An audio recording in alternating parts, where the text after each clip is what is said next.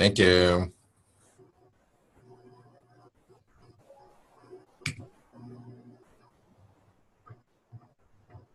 Can you hear me? Yep, we can. Great. Okay.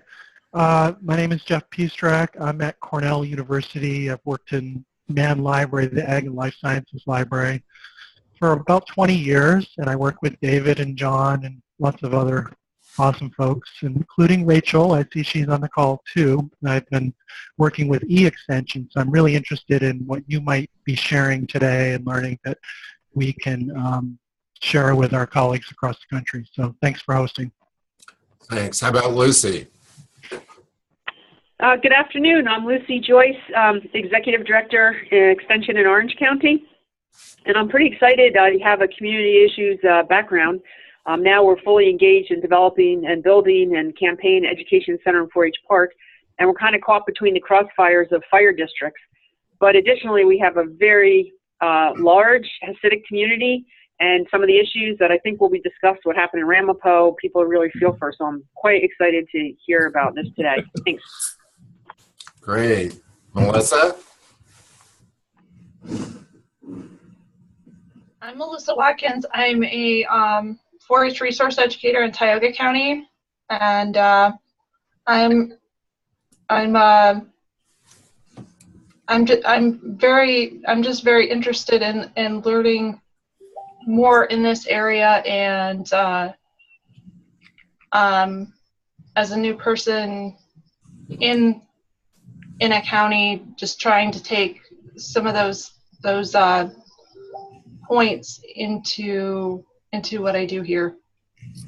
Well, thank you and welcome, Melissa. And just for the sake of others, so far everybody who's spoken is New York based, and now we're moving to some non-New York participants. Rachel, do you want to introduce yourself?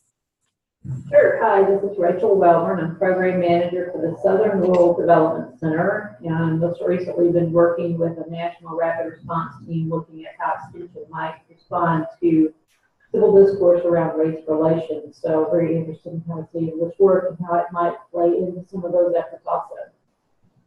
Thanks, Rachel. Dan?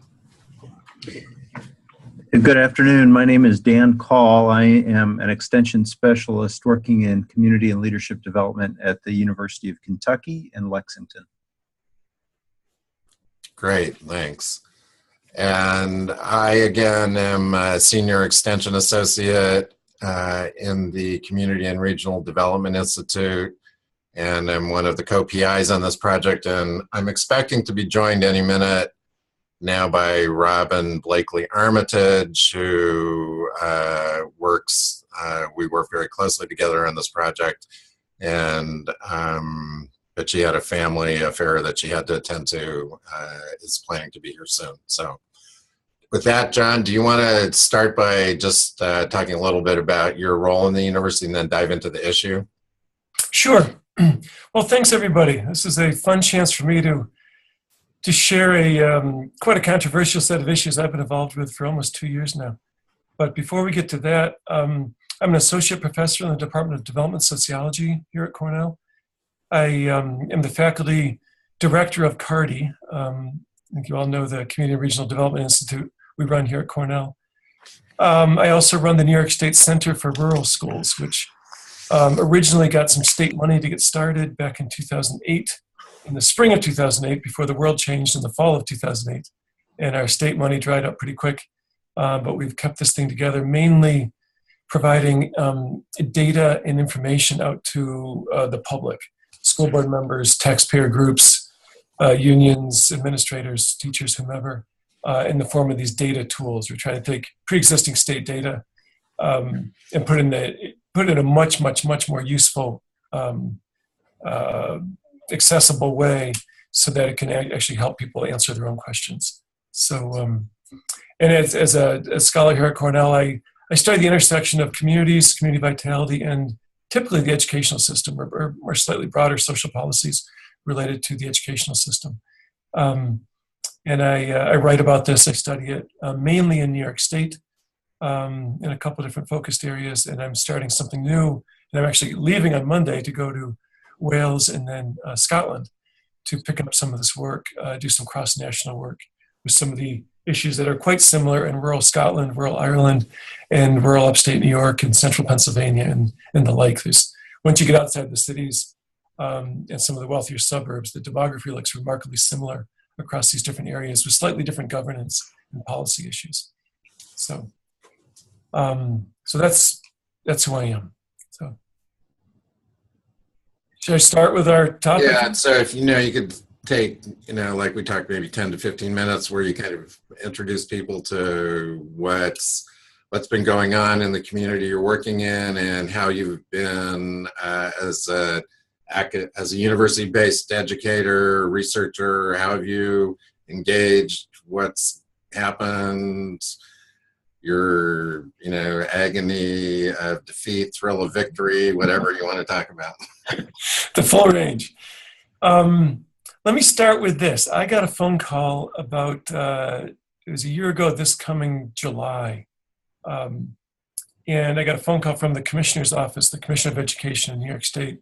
And I spent the better part of 15 years doing a variety of research projects for the state. Almost all my work's been in New York State, but some of it has been for New York State. And so I had a good working relationship with several folks in the office.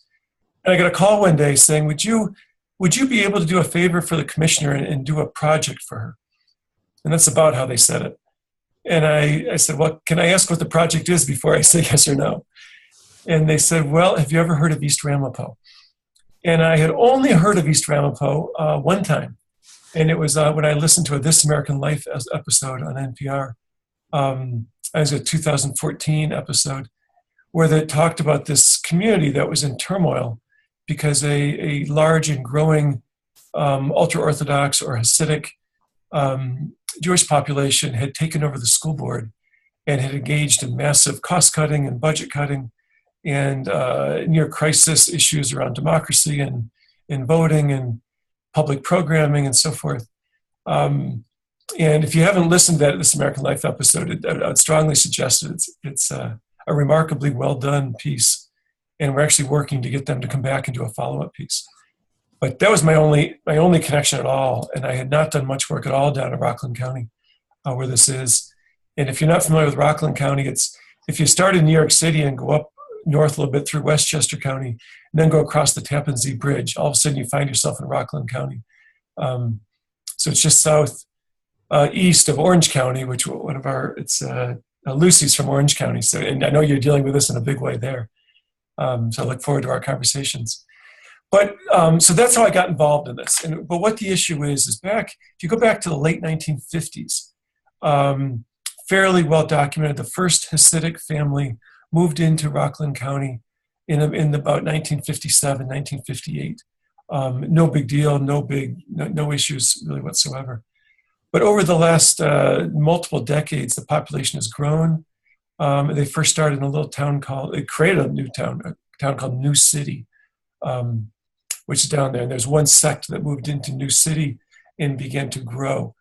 The reason they grow is there's both in-migration from typically Brooklyn, and there's also very high fertility rates, very high birth rates. And so you get 7, 8, 10, 12 children per family. And so the growth of this Hasidic population is really quite remarkable.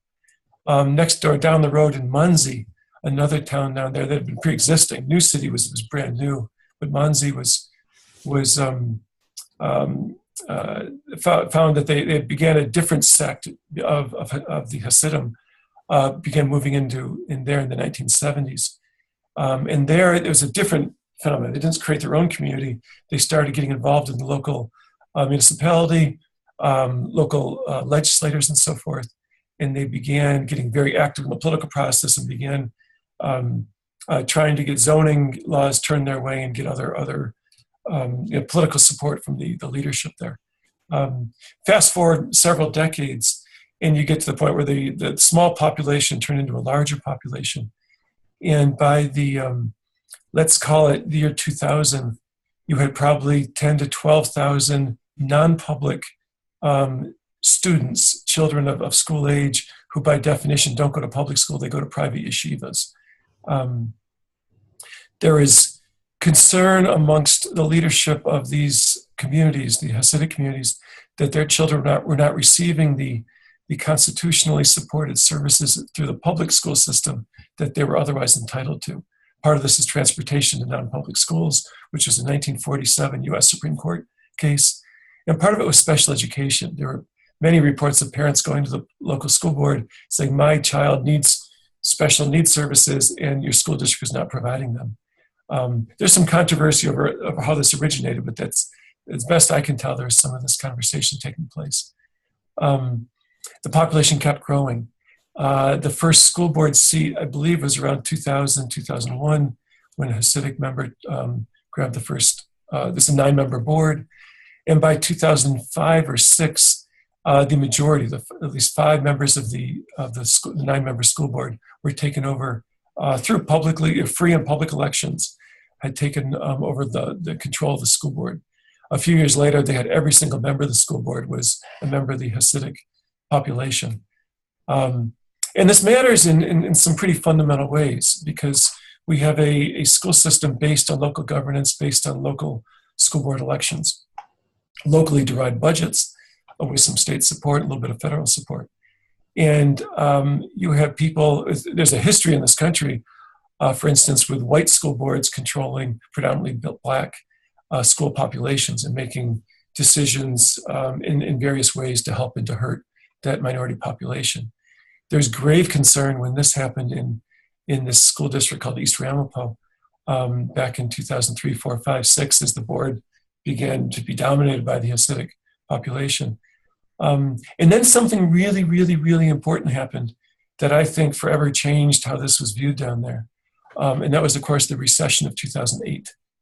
And so you had massive budget cuts everywhere. There were some 12,000 to 14,000 teachers laid off across the state. And there was upwards of 200 teachers laid off in this particular district. The accusations are that this was the Hasidic population who didn't care about the black and brown children in the public schools, and they were racist, and they didn't care about these kids, and they only cared about their own Hasidic children. And so we're stealing money from the public schools to pull into the non-public community. One thing I learned very quickly down there is everyone's got a story. There's all kinds of accusations flying both ways. If there's calls of racism one way and calls of anti-Semitism the other way. Just fast forwarding a little bit to give you a couple little details. I could go on for hours and hours about this, but just a couple little details. In around 2010, there was a $12 million fund balance that the school district had. It's kind of a rainy day fund, legally held, and it was a $12 million fund balance. Within 3 years, that $12 million fund balance turned into an $8 million deficit. So there's a $20 million spending down of their fund balance. One of the big accusations I heard when I first got involved was that the board stole $20 million. And the first public hearing we had on this, people were screaming, literally screaming at us. There's probably 200-300 people in the audience when the monitors came in. I'll explain the monitor thing in a second. But the public we were giving a chance to listen to the public for what their concerns were. And people repeatedly talked about this $20 million that was stolen by the board, and that anything short of the board being thrown in jail by the FBI was a total failure on our part. So they had set a pretty high standard of throwing everybody in jail that was on the board at the time. So you fast forward, there's a bunch of teachers laid off, there's kindergarten was cut, there was art and music was cut, there's all these stories that were captured in This American Life episode. And so you get about a decade of angst, anxiety, ill feelings. And at the core of it is the democratic principle of the vote and who's going to the polls to vote for whom. And for year after year after year, the Hasidic candidates for the school board kept winning.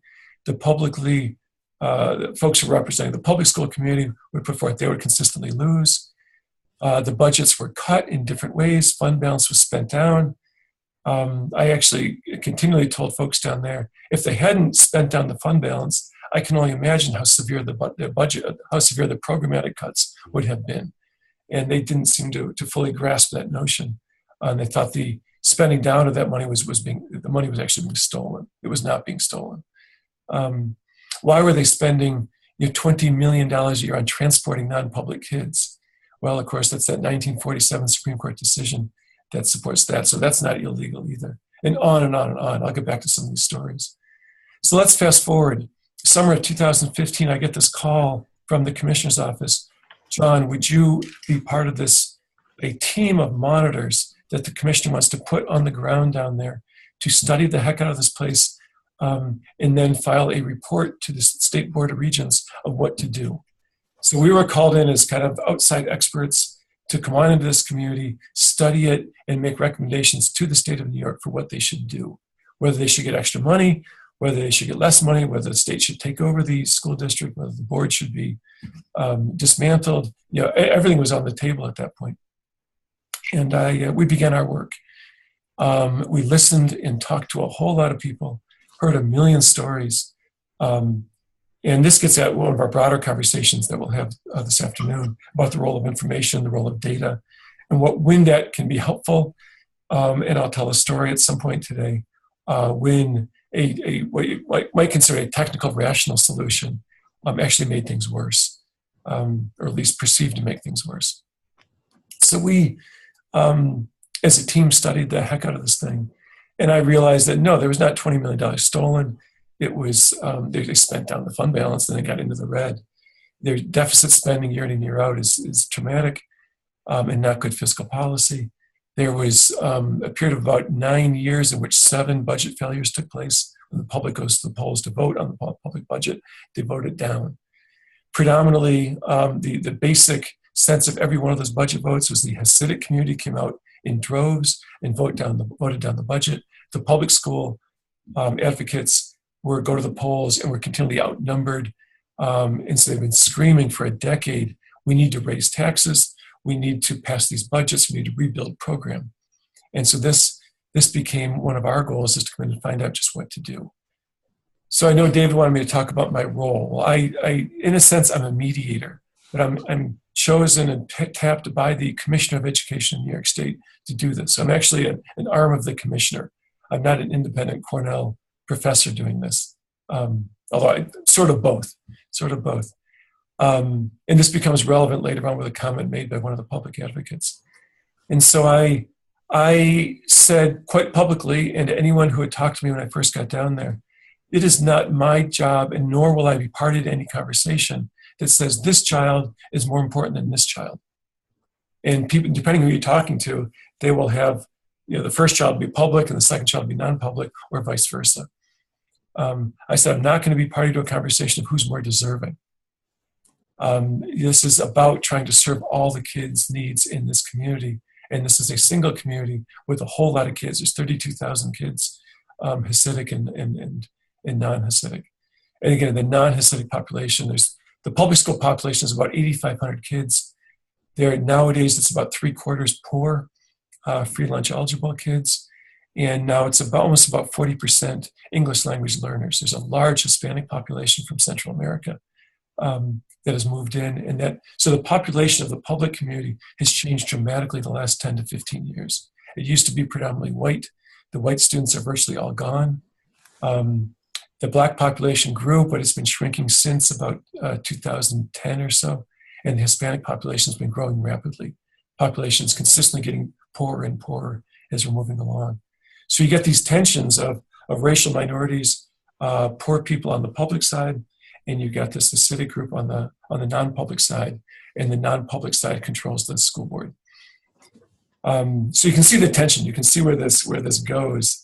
And let me just give one more little story, just to be provocative and real, of what happened last week, and then we could open this up for questions and discussions about the role of government, the role of voting and democracy, the role of data and information, and the role of an intermediary, and whose side do we take?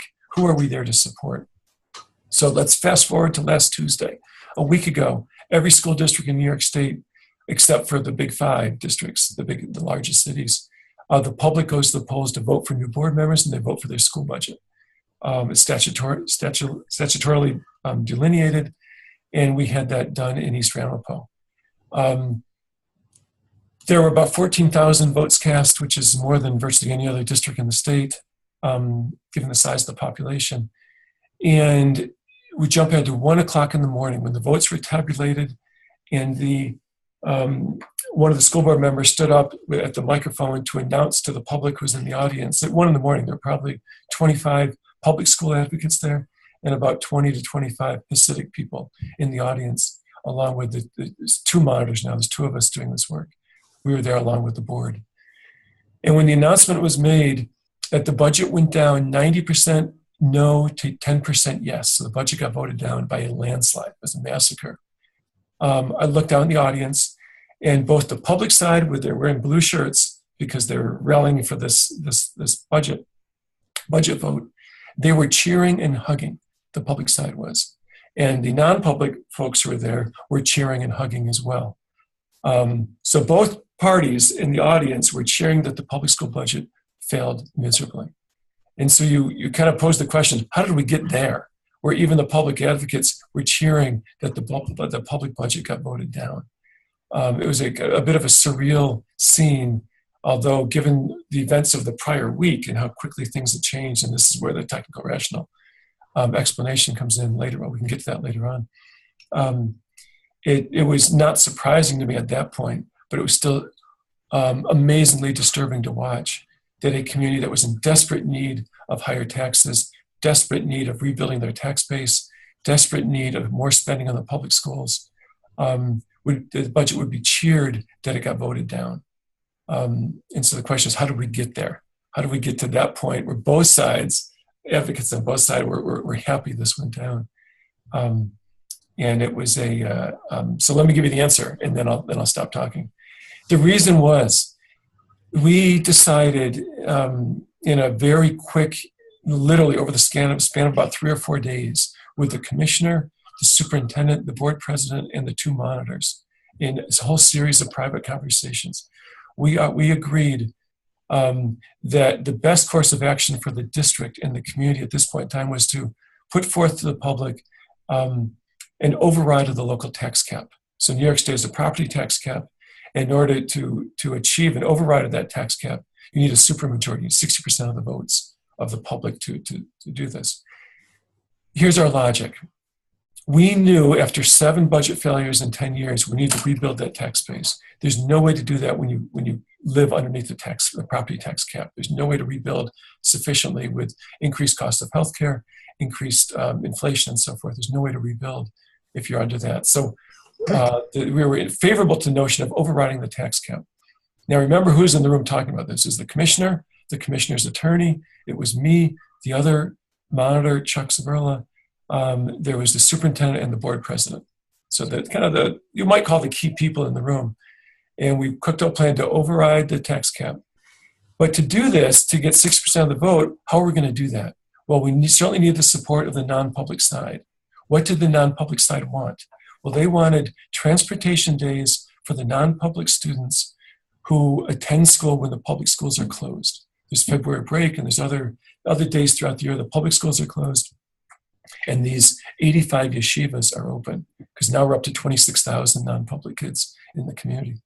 And so we were going to put in the override of the tax cap money for this non-public transportation. The trick is the scale of it is so big. That was $1.4 million. It's $100,000 a day for this transportation. But we argued if we're going to get this passed, we need the non-public vote.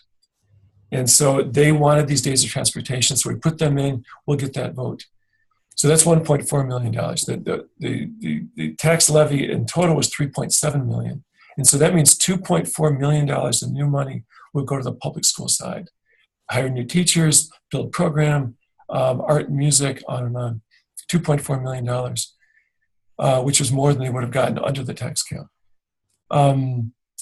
The issue became quite clear very quickly once that became public, and this was our plan, that the public advocates in the community were irate. They were furious with the commissioner, furious with me and my colleague Chuck on this one, for 2 reasons. One was because they were not involved in the process. So this was thrust upon them, and they felt like they were being blackmailed. And they were going to have to vote for this, even though they didn't think it appropriate to spend a penny on the non-public school children. The second reason is just that we were spending money on the non-public school children. When that budget, if the budget was put up for $2.3 million under the tax cap, with not a penny for the non-public school kids, they would have passed on the public side quite easily, and they would have been thrilled to have that budget. But that budget would never have passed because there's no incentive for the non-publics to vote yes. So you try to reach some compromise, and you try to put together a budget that would be enticing and interesting to both sides, so you can get the 60% of the votes, and then you move forward. Important to note, New York State policy, New York State regulation, for every dollar that this particular district spends on public transporting kids, they'll get 73% back in reimbursement the following year. So so in the first year, it's a $1.4 million cost. Each year thereafter, it's only going to cost the district $400,000 to provide the transportation, and that reimbursement can all be spent on public school programs. That's the budget that the public school advocates and then eventually the non-public advocates all voted down 90-10, and we're thrilled to vote the budget down. So tonight, I actually got to leave in another hour or two to drive back down there. We're having our first public meeting after the budget failure to figure out what to do next. What will this next budget look like that needs to be approved by the commissioner, it needs to be approved by the public? And we don't have many great ideas of what this will look like to get it passed. But that's where we are. And you get this real mistrust, this real, and some people call it hatred of the other side. Hard to know where those lines cross of mistrust and hatred. But it's a single community that needs to move forward, needs to pass budgets, and we are struggling to do that. So let me stop there, and let's take some questions and other comments. Thank you, John. We can't take questions or comments. Remember, another possibility would be if you had thought any of any particular topics you'd like feedback from us on, or questions you'd like to pose to us, keep those in mind. But before we do that, are there questions or comments or anything from anybody? Unmute yourselves. If not, I've got them. So this is Lucy. Okay, it's worse than I thought, and we're scared to death. And I don't have a clue how in the world Extension would or should get involved with this, but this same issue is coming up here, and we'll have major fracturing, ability to fracture our communities. It's pretty scary. Yeah. Yeah, let's start with the upside, because there actually I only told the downside what happened the last 3 weeks. If you would have had this conversation right here probably 4 weeks ago, even 3 weeks ago, I would have told you that we made extraordinary progress over the last 2 years. We have a degree of civility. The board meetings used to be a living nightmare, people screaming at each other, calling each other names I would not mention on a public call like this. Just nasty behavior across the board. Those days are gone, or at least we thought they were gone. We'd had a year and a half of peace. Each board meeting got quieter. They actually got boring after a while, which is what a school board meeting should be. It should be boring. And we had passed the budget easily last year. The board president got the Hasidic population to stay home and not vote. The notion there is that they are not going to be able to come and vote yes for a budget, but their way of voting yes is to not vote. So if they're going to come out and vote, they're going to vote no. But if they're not going to vote, that means they're supportive of that. That's what happened last year. The vote total was very low. The public school people came out and voted. We got a budget last year very easily under the tax cap, actually right at the tax cap. And then we rebuilt kindergarten, rebuilt some art and music, rebuilt some other programming, and things are moving forward. And I think that's where we got a little overly confident that we could direct the traffic. We could direct this override vote from our seats not being local. And we thought this would be enticing to the public side. We thought this would be enticing to the non-public side. And it turns out it wasn't. So the conversation, I had been very, very optimistic. And I still remain some degree of optimism that what has happened now is that the public community has organized itself in a very healthy democratic way. Now, they only got 4,000 votes out for the last budget. The non-public side had 9,000 votes out. If you look at the number of adults in the community, who are voting age, you actually have roughly the exact same number of adults in the community from both sides of the track, so to speak. But for whatever reason, the Hasidic population comes out and votes at twice the rate, if not more, than the public side comes out and votes. So there's still a democratic conversation here. And if the public side would vote at the same rate as the non-public, then the outcome could be something quite different. But I think even as important as that is, I think what we really need to do is somehow create small little conversations between public leaders and regular public people and leaders and regular folks in the non-public community. The trick with this is the Hasidic population, almost by definition, turns in. They do not socialize with non-Hasidic. And creating those little conversations on a street corner, creating those little conversations in a public space is really hard. But I think there's people with that kind of expertise out there to bring these folks together, to try to begin to understand what are those interests, what are those needs on both sides. Because without that communication, people start guessing and people start making up stories. And often those made up stories are based on stereotypes and often are quite detrimental and harmful. So Lucy, I understand why you're scared, and it's a daunting task here. And I know you guys are absolutely dealing with this in Orange County. But I think we've got to get away from guessing what the other side wants and somehow, some way, find people in the Orthodox community and find people in the public community that are willing to sit down and talk to each other. We've done this at the district leadership level, the board president being Orthodox, ultra-Orthodox, and the superintendent being an African-American woman running the school district. They've become really close and really good friends throughout this. We've become close with all those folks. But what we haven't done is gotten down to the community level and brought community folks together. And I think that's essential in moving forward.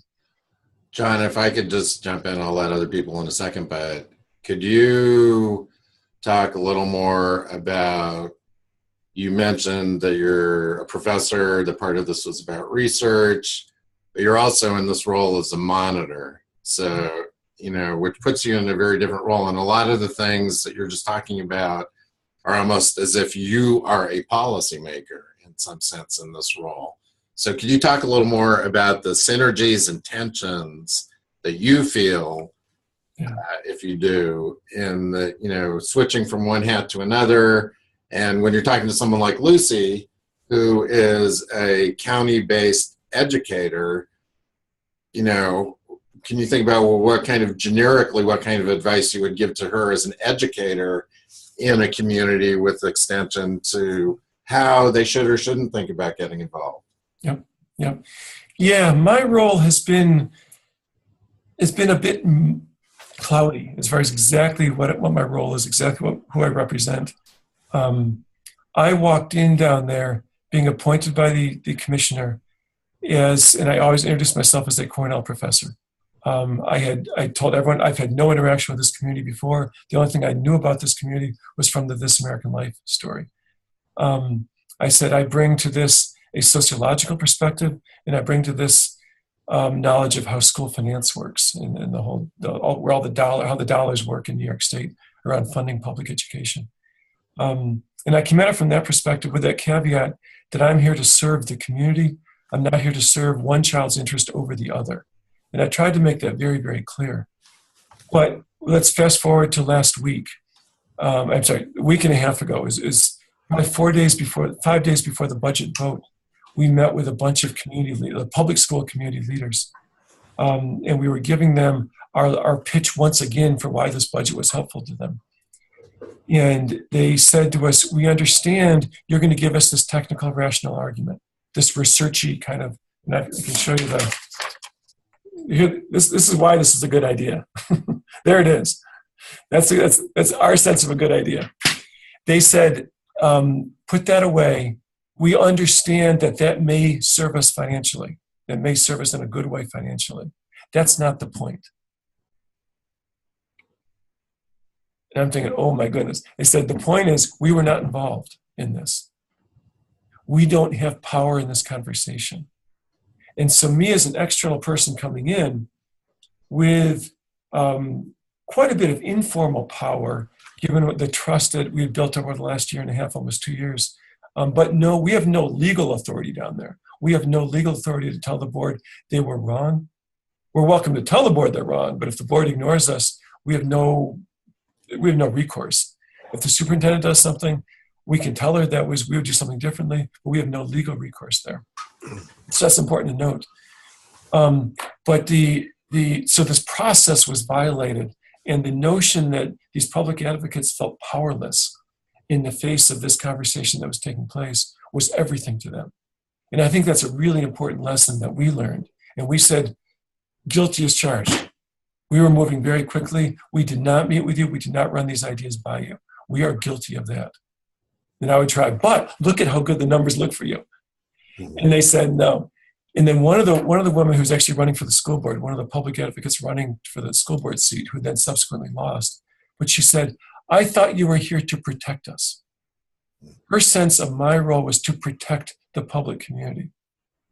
And I can see why they would think that. They thought the cavalry had arrived and we were going to protect them from this, the hegemony of the non-public community.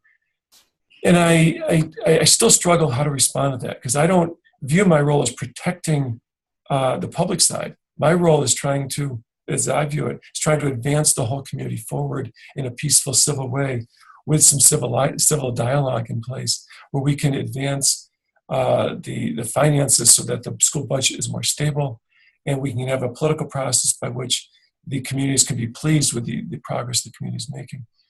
But that notion that they thought I was supposed to be protecting them was that in this almost a paternalistic way was really, really interesting, because that's not quite how I view my role. So I guess to answer your question, David, no matter what we think our role is, other people may perceive our role as something quite different, and maybe quite a complicated role.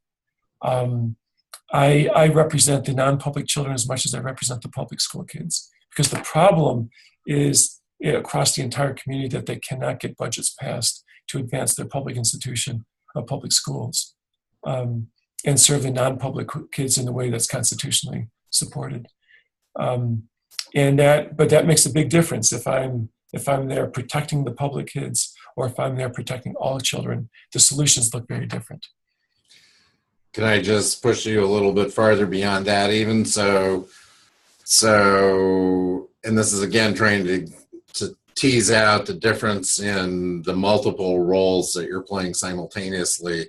So one of the little slogans that we have here in CaRDI, which is our director, is helping community members and leaders make informed decisions. That, that has nothing necessarily to do with protecting kids if they don't want to protect kids. So what, where's the sort of, to put it provocatively, where's the educational piece in what you're doing? Yep.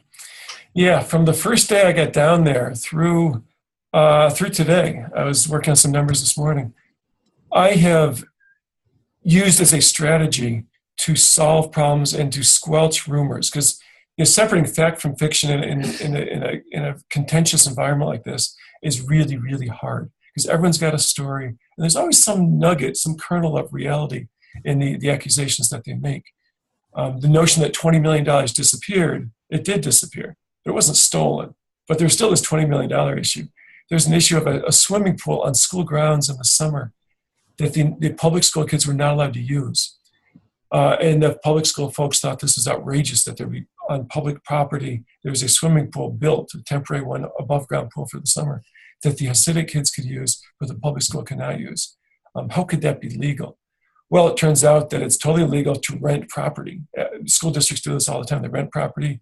The non-publics paid rent at fair market value as determined by the district, and we've judged that was pretty clean.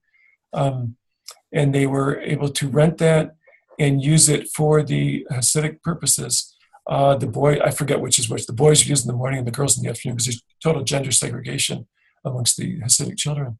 There is an example of, in the budget, there was great concern about Medicaid reimbursement estimates, which really gets in the weeds of this stuff that, David, you'd appreciate, but not many people would. You're building a budget, you build an estimate of what kind of Medicaid reimbursement you get the next year. And there were a couple of years where they had this astronomical number in their budget as a way to balance the budget, because that estimate is a source of potential revenue. And there were a couple, 3 bad years in there where they gave really some crazy numbers that they then tried to justify, which then that money, of course, the reimbursement didn't come in at that rate, and it was cause for a budget shortfall, and it spent down more fund balance. So there's some kind of technical issues that we were able to go in and sort out and analyze. It's pouring over tons and tons of data that, the rank and file person in the public doesn't have the interest or wherewithal to do that. We do, and some of us do have that interest and wherewithal to do that. So bringing the analytic skills we have, there's the chancellor of the board of trustees had me on the phone one day a year ago, and got quite angry with me that they are so wasteful with their transportation spending down there. And I had done all kinds of regression work and all kinds of data analytic work to show that the actual, on a per pupil basis, the spending on transportation per pupil is actually below the state average down there, and below the average for comparable districts like them. And the fact that they were transporting all these non-public kids through all these crazy arrangements of these tons of tiny little busing contracts was not fiscally unsound. It was actually quite a sound fiscal solution. It might not be politically palatable to take public money and give it to cousin Dave, who's driving a van to this certain yeshiva over there. There's a political implication of that. But from a purely a researchy kind of standpoint, from our standpoint, it worked out to be a fairly efficient system. So I think this notion, and I can give you probably 25 different examples where I did quote unquote almost academic work, or at least analytic work around this stuff, that when I then presented the public, or presented an advocate, or presented the board, or presented the commissioner or chancellor with this data, it stopped those rumors. They just stopped. It just ended it. So there's really good examples where data analytic work, researchy type work, legal kind of interpretations was really quite useful in calming things down. Because when you have a rumor, it kind of grows exponentially, and people just jump on their bandwagon and make the other side to be even worse than they thought. But when you can squelch those rumors and give the explanations for how this works, they see where that nugget of truth was in there somewhere, and they see that the reality was actually legal, and it actually was not wasteful, and it was actually appropriate. And we did that a number of times to squelch these rumors and find the truth. Some of the rumors were actually true, and they were bad, and we put an end to those practices. But as you jump ahead to just the last couple of weeks, with a very technical, rational, politically savvy, what we thought politically savvy response to the current budget situation, and it failed miserably. It went down 90 to 10. So in that one, I think was not so much. I think we could have had and should have done the technical rational work, but we should have done it in January, and then sat with the public leaders and sat with the non-public leaders for months to bring them along as far as how this would be beneficial, rather than throwing it upon them at the last minute when this looked like a power play. So I think that's it. And I'm going to read something that Jeff just submitted, and I'm going to certainly invite you to respond to this, John, but it also seems that some of the other people might have some ideas about some of these questions too, so we'd invite people to jump in with your own ideas about this kind of idea. So Jeff wrote, given that both trust and lack of a tax base are issues, would one role for extension possibly be facilitating an economic development project which brought the two communities together in a win-win type of situation? Question mark. Approaching this tension from a less direct kind of way. So there's the specific suggestion and the more general suggestion about less direct way. And I think it'd be interesting to hear from John, and at least from John and Lucy, and maybe some other folks want to jump in on this. Lucy, because it's kind of a question that you might want to think about. Yeah, the irony in this community, Jeff, it's a good question. I think in many circumstances, a enhanced economic activity does solve a lot of problems because it reduces the fiscal strain. I used the analogy when I presented the Board of Regents in December of 2015. I said, this is really a Hunger Games situation. There's not enough money in the system to serve all the kids in the community. And I called for actually an infusion of $12 million of state money to be put into the system to stop the fighting over the last dollar and which kid that would go serve. And I said, as long as there's not enough money in the system, there's going to be tension. I now have a different perspective on that because we have put more money in the system. The state gave us $3 million rather than 12, and we got last year's budget passed. And the trouble down there is not economic activity. If you drive around, there's all kinds of economic activity. There's unbelievable growth in building. One of the troubles actually comes with the local zoning board, which in my estimate, in my ignorant, I'm not a zoning kind of person. I don't know much about all that. But you drive around the community, it looks like the zoning board's asleep with the switch here because the growth is just, it's crazy when you drive around there. So I think in this particular case, it's not so much about economic development as it is the political ability to, because there's plenty of tax base, there's a lot of tax base to tax, but it's a matter of politically getting the people to vote for it. And I'm not sure more economic growth actually solves that problem. I think there's, with that being said, I think there's many, many other communities where this is a great idea. If you can have but John, yep. You said that 3/4 of the kids were eligible for school lunches, right? Yes. And so there's economic development, but it's not equitable. It's concentrated with. So what I'm suggesting is projects which specifically deal with the equity and inclusion issue. Mm-hmm. Yeah, an interesting irony down there, and this is, and Lucy, I'm curious if you're seeing this in Orange County, but one of the big reasons there's such a huge growth in the Hispanic population, there are a lot of folks in Guatemala and Central America, is because of construction jobs. What's driving those construction jobs? It's building more housing for the Orthodox population. So there's massive apartment complexes going up, all kinds of building. And so you get this notion that people are attracted to the community because there's jobs, albeit manual labor, relatively low-paying jobs. And so those families are poor, but they're building an infrastructure to encourage more ultra-Orthodox people to move to that community.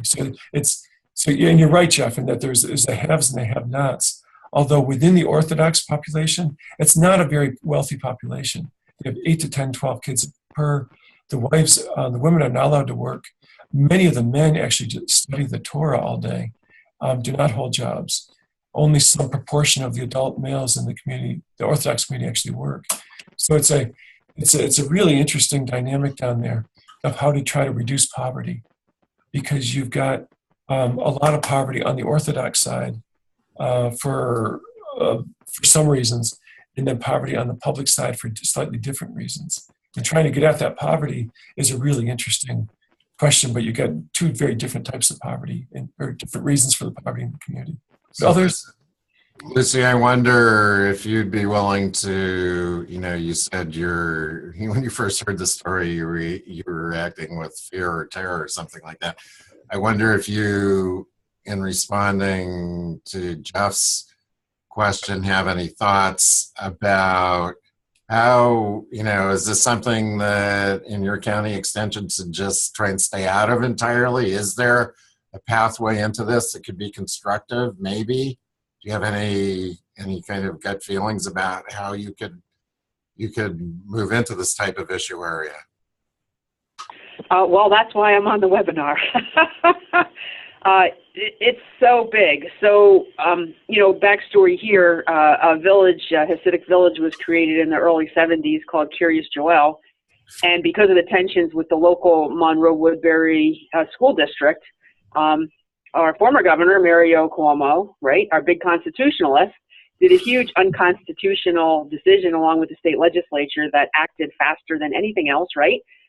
3 days after the United States Supreme Court ruled the Kiryas Joel School District was unconstitutional because there was no separation of school and church, the legislature, within 3 days, the governor approved, changed the language, and just enough to make it constitutional. So that's how Monroe-Woodbury escaped the difficulties of transporting with the gender issues. You can't have women bus drivers, the whole bit with the special needs students. However, the area around Kiryas Joel continues to expand. There are referendums and lawsuits about expanding those boundaries. And then to add a little, and talking about zoning, well, the thing is with the voting blocks, which are typical, right? I mean, the Hasidics vote the way they're told, except also in Curious Jewel, we have a fraction who doesn't get along with the ruling party. And then you have the regular voters, traditional people in Orange, in the United States who have very poor voting records. So I think what you see in Ramapo is sort of typical everywhere. But then actually in the little community of Blooming Grove, a little village, we have a takeover of that village. I don't know why we have these tiny villages that are sleeping, but we do, and they're ripe for takeover. But the FBI investigated some of the talk about voting fraud that our president talks about. Well, we have a true case in the little village of Bloomingburg, which is in Sullivan County, but the Pinebridge School District based in Orange overlaps that county and includes, and now we have a girls' school there. And there is huge fear in the Pinebridge School District, and I think it's very legitimate, of what it's going to cost them and how are they going to be able to manage. And as soon as you call on the carpet things like voter fraud, everybody's always anti-Semitic. So getting back, how do we move conversations without being racist or anti-Semitic? That's the start. Extension, we have nutrition education programs like a lot of others, right? SNAP and all the SNAP education. And we have had Hasidic speaking, no, Yiddish speaking. They actually can't be Hasidic because they need to be able to drive, and women aren't allowed to drive.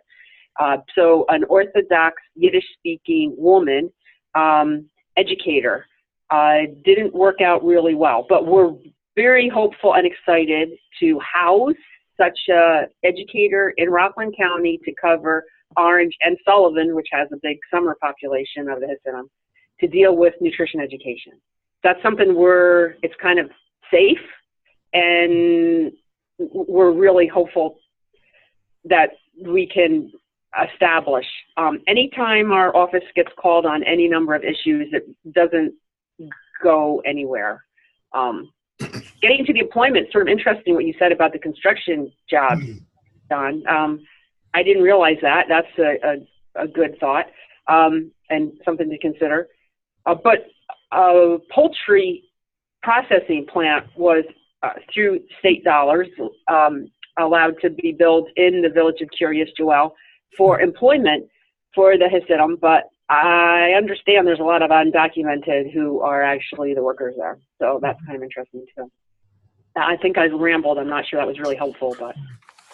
Well, can I pick up on one theme that I think is kind of a big theme in our work, and I'm hearing a little bit in what you just said, and to some extent, I think it's an important thing in what John was talking about. This is the idea of who trusts whom, and how do you work with the community that you don't have great connections to or insights into to start with, and involve them in a process. And in particular, there are community developers who do that work maybe, or pastors who do that work, or rabbis who do that work. But how do we as extension or academic people do that kind of work? And what does it mean for us? So you talked about an interesting approach, Lucy, of trying to hire somebody who had insights into and connections to the community that you were thinking about working with. Is there any other way you can do that? Or John, how have you been trying to do? You said you didn't hardly know anything about this issue when you went down there to start with, or the Hasidic community. Yeah, it was a blank slate for me, which in some ways was helpful because I could ask a lot of questions out of ignorance and get away with it that I can't ask right now. But I think one thing let me give you this. It was probably a month ago, a student came running into my office, and I've talked about this in my classes, and I worked with a student on a couple different projects, and she's from Great Neck, which is a more well-to-do suburb of New York City. And she said, we have our first Hasidic person running for our school board, and the community is scared to death. They're panicking because of what else they've heard in Orange County and Rockland County. And I said, my best advice for you back in your community to tell your friends and parents and whomever else is listen to what that person is asking for. Listen to, don't assume bad intentions. Assume the person is seeking redress of an issue that's not being met, or else they wouldn't run for the board. And I think we are so quick to jump to conclusions of what people's motivations are. And it's easy to say, and it's easy for me to say this, well, just don't jump to conclusions. But I think it's really, at that level in Great Neck where it's just starting, literally just starting, to have that conversation in an open way. And I think extension people can be pretty good at creating the space without being value judgments there. So what are the issues that are important to the acidic community in Great Neck? What are those issues that are not being met? What are the services that you're not getting? What is that? And to listen and acknowledge that there may be services that are not being met. And how can we collectively get at that? What typically happens, and I've heard this many, many times in many communities, is that first person starts running for a board and the community comes out and tries to throw all kinds of stereotypes against that person. They're out for their own self-interest. They don't care about our kids. They're trying to ruin our community, and on and on and on. And it creates this pushback in that one person trying to run.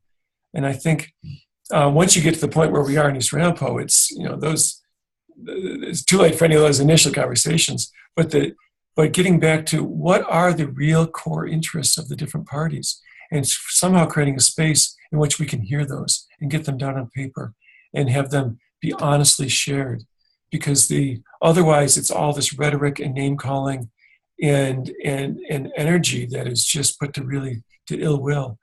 And I think whether it's in Orange County or whether it's in Westchester or wherever it may be, I think somehow, some way, creating a space by which you can listen to the concerns. What are the expectations you have when these people are coming into your community? Why does that scare you so much? Talk about it.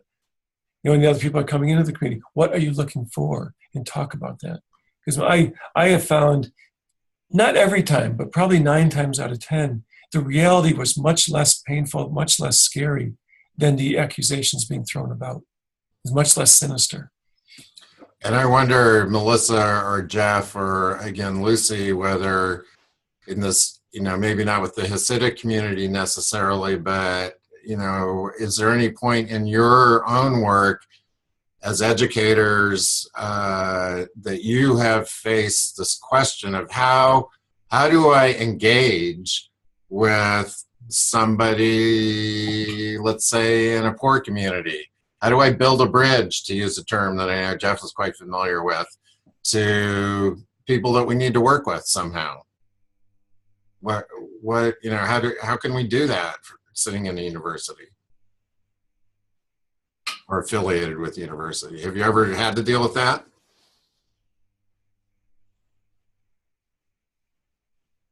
I know Jeff thinks about this because he's involved in building bridges, for example.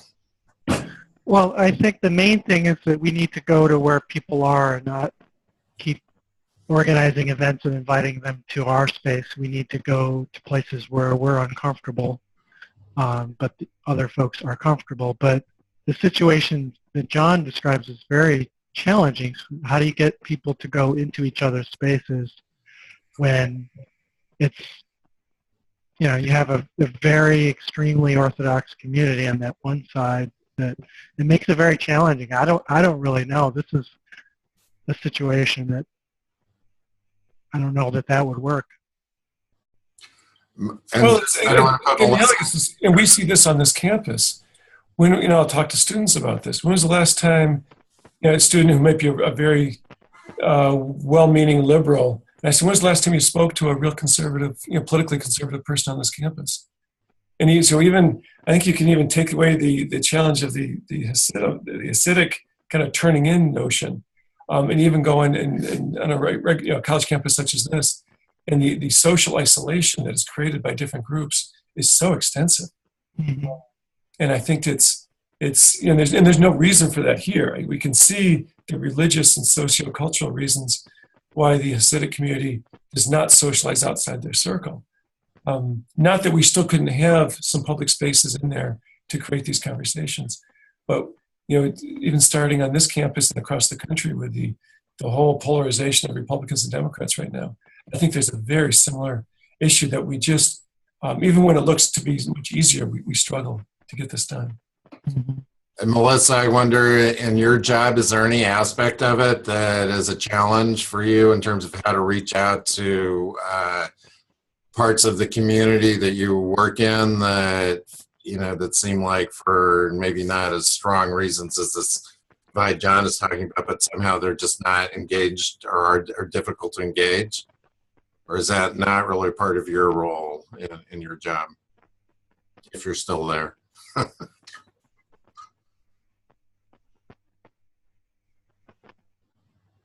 I see you're muted, so maybe I'm not sure that you're able to hear or participate, but I'm going to pose another question back to John then, which is, so our project is about informed, you know, we're particularly focused not just on the issue of the conflict in the communities, but how that relates into policy decisions and the votes that policymakers need to make, or not necessarily votes, the decisions that policymakers need to make. So how do you see the way that your work has related to the policy decision process, as well as the broader sense of more specific, you know, the tension between two communities at large?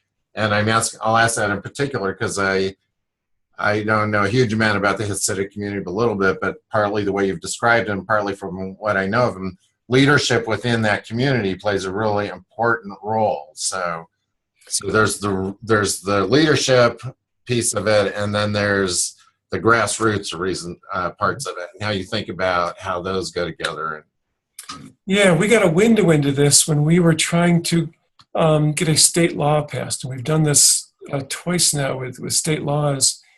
And the law was trying to get money allocated out of the Assembly and out of the Senate and out of the governor's office, $1 million from each of those to go to this community, and then some additional money to maintain these positions of monitors overseeing what goes on in the community.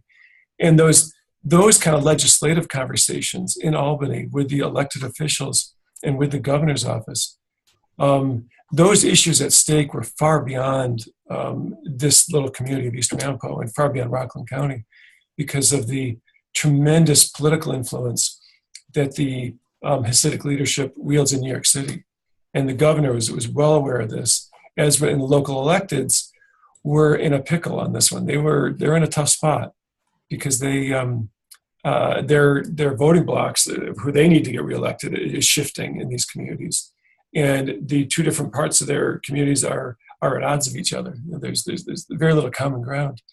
And so to watch firsthand the politicians, and kind of the best sense of the word, negotiate this, what language and what the last couple words in these bills to make sure they're palatable, it was really, really interesting. I didn't have much experience with that as an academic coming into it. And I don't know how much the extension agents have in kind of getting bills passed through the Assembly and State Senate. But there's a whole other layer of politics that exists at that level, that your particular issue in your particular part of the state is viewed through this broader lens. And in some ways that can help us, some ways it can hurt you. I don't know what's going to happen now that our budget failed down there, whether the Assembly and the Senate are going to say, well, if they can't make their own local effort, then why should the state give any more money? And I'm terrified of that this next year. We have our $3 million for the 17-18 school year, but for the 18-19 one, we'll start this process in January with the new legislative cycle. And I am very curious what happens with that, because there's issues that these politicians have to worry about that we don't have to worry about in this particular community.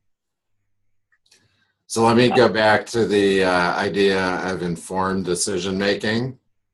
Do you think that the people who weighed in on this, and either voting or the leadership, even though they 90% of them cheered at the outcome. Do you think they made informed decisions, even if they weren't optimal decisions? Yeah, I think I can pretty safely say, in my perspective, they were informed about the technical rational, they were informed about the dollars, and they recognized the benefit of the dollars. But they were, as they would argue, better informed than me on the local power issues at play and how the disenfranchisement after about a decade of total lack of control of their own school system and the impact that had on these people of just this feeling of powerlessness. And they really began to feel like things were turning around. And then while the technical solution they saw the merits of, we totally ignored, but they were well versed in the power solution on this one. And this did nothing but crush them even more because it was so clear they were so out of the power circle on this thing. Where the school board president was there, the superintendent was there. And kind of our assumptions, the superintendent is representing these public advocates, but they don't always see it that way because the superintendent is willing to compromise. I think to her credit, and the board president is willing to compromise. But there's so much hurt in that community that the public advocates are not ready yet to compromise. And I think, so being informed in their decision-making, there's multiple layers to that. And I think that the sense of power or powerlessness was central in their decision-making. They're well informed about that. And they became informed, albeit I think too late, about our technical rational solution. And they said, we get that, but this is more important right now. Mm-hmm. So again, how do you respond to that with your different hats on? Do you think, hey, we did a great job as researchers, educators, so on, because people actually they took everything we could have to offer as a university and put it to their own use? Or do you feel, whoa, something went seriously wrong here that we should have done differently, could have made a difference in? Yeah, I feel like we failed the community on this one. I really do. And I apologize to the public advocates for not getting to them sooner on this. Now, the reality of it was those decisions were made in about a 3 to 4 day stretch. But even so, they still could have, there's no reason I couldn't have made a phone call in those 3 to 4 days. The result might have been the same, but the process might have been more inclusive on that one. And I think the classic stereotypical criticism of universities is they come in on their high horse with the solution without understanding the local politics. And I think I was as guilty as anybody after having tried so hard not to do that the first year and a half. And I think successfully made a lot of progress the first year and a half, and maybe got a little overconfident that I thought we could pull this one off. So I think I should have known better. Let me put it that way. Two things here, Lucy, again. So one is, it seems to me no matter what the controversial issue is, you're dealing with emotions. John, you gave a great presentation on how facts matter, but I think you need to deal with the emotions before you deal with the facts. Yep. And you're a testament to that, right? The first year and a half, you were really dealing with the emotions and what have you, and then following up with the facts that were listened to, and then this time didn't. Yep. What's unique about this one that really surprises me is I get what you said and how you laid it out, why the public sector voted it down. But I have no understanding of why the Hasidic voted it down, because they should have done what their leaders said. So the leaders did not have this solution at hand, I would say. Yeah, no, you're right. And that surprised us. And it surprised the board president a little bit, although he got a heads up about 2 days before the election, maybe 3 days before the election. And as he says it, and I have a really good relationship with him, I have no reason to think he wasn't being totally upfront with me, is that third of that population that's really in play on this, that would vote on this, asked him, if the public school side is so vehemently against this, why should we vote for this? And of course, my answer would be, well, you wanted those transportation days. So I think part of it is those transportation days weren't quite as important as we thought they were to them. I think that was one miscalculation that the board president made. And I think there's also this notion that what would have happened if the Hasidic community voted yes and got the budget passed, with the public side being so adamant that they should fail? You know, what would that have looked like politically, locally? And did they make and I don't know, I'm guessing on this one, did they make a political calculation that would have made them look worse, made the Hasidic population look worse if they got this thing passed? They rammed it through when the public community was so anti this. And I don't know. I hope someday to find out if that was part of their calculus there. Because there's a fairly large population of the Hasidic group that wants this to die down. They don't want this to be so controversial. They want peace down there. They're not trying to infuse their views and steal the money from the public school side. They're not trying to do that. They just want what's due to their kids given to their kids, and the rest should be peaceful. So I wonder if just the transportation days weren't important enough, or if there was some actual political calculus that if they went ahead and voted yes on this thing, it would have made matters worse locally, because they could at least agree upon this. I don't know. I'm guessing. So I can ask you another question, and then we're almost near the end. I'll open it up again, certainly one more time to the others if they want to ask other ones. But so my question, John, is how does this feed your soul as an academic? It sounds like you're doing yeoman's work. You're putting a lot of time and energy into something that could be written off as service to the community or to the state. But you're also a professor, you're an academic. I know you're thinking of a book. So I wonder if you could articulate a little bit about what it is that you're taking out of this and with your professor hat on. Yeah. I think there's, and I'll be overly stereotypical for a second. I think there's two kinds of faculty members on this campus and maybe elsewhere, but certainly on this campus. There's one kind that loves their scholarly academic work and nothing shall interfere with that. And it's the ivory tower stereotype. It's the students come to campus to partake in this liminal period in their life, which means they step outside of society for a few years to study and be learned, and then they leave. I think there's faculty who really buy into that view. And there's another group of faculty, and I count myself in the second group, that like the academic intellectual work we do, but we gain enjoyment because it's meaningful to the outside world. And I remember discussing this with my wife when I was determining whether to agree to do this back in August or July of 2015.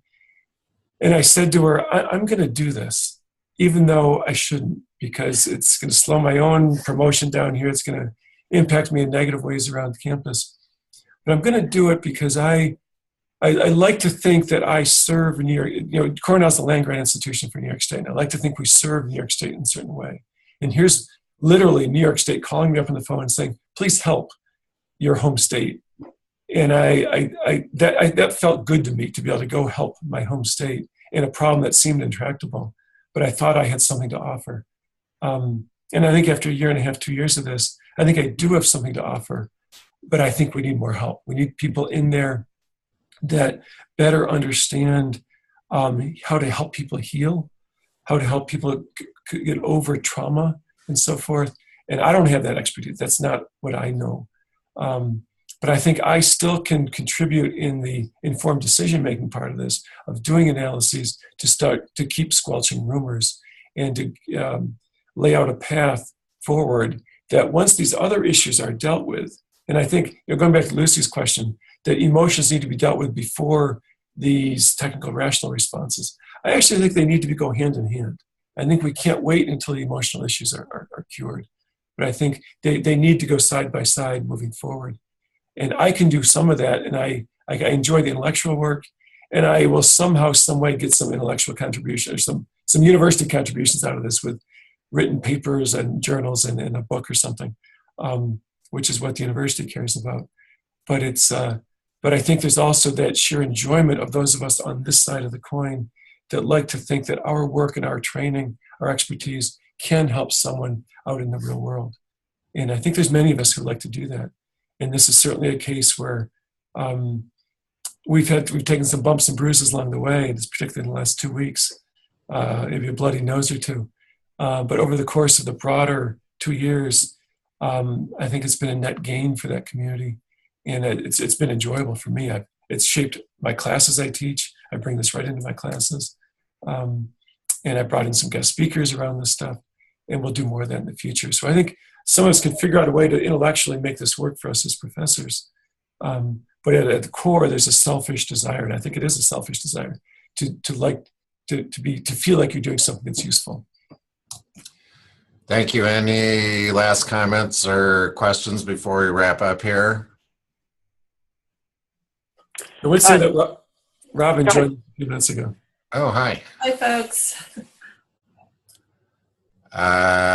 Somebody was speaking. You can, if you do have any that I'm sure, John, you would be happy to follow up with anybody, I'm sure, and certainly Robin and I would as well if you had additional thoughts. We have recorded this. We are going to make it available online. We'll send out a link to the recording. I think the general idea is we're not making these public, but we are making them available to people who have sort of signed up for this project in one way or another. So you're welcome to go back and look at it. Any final comments you want to make, John? I think Lucy is trying to jump in here. Okay. Lucy? I just wanted to say thank you, John. You're exactly what a person like me in the field sees faculty being able to do, share your experiences the way you have to really make the state a better place, and we'll be in touch. I would love for us to have a broader conversation across Westchester, Rockland, and Orange County around these issues, because there's a lot of places dealing with it. And I'd love to follow up, Lucy.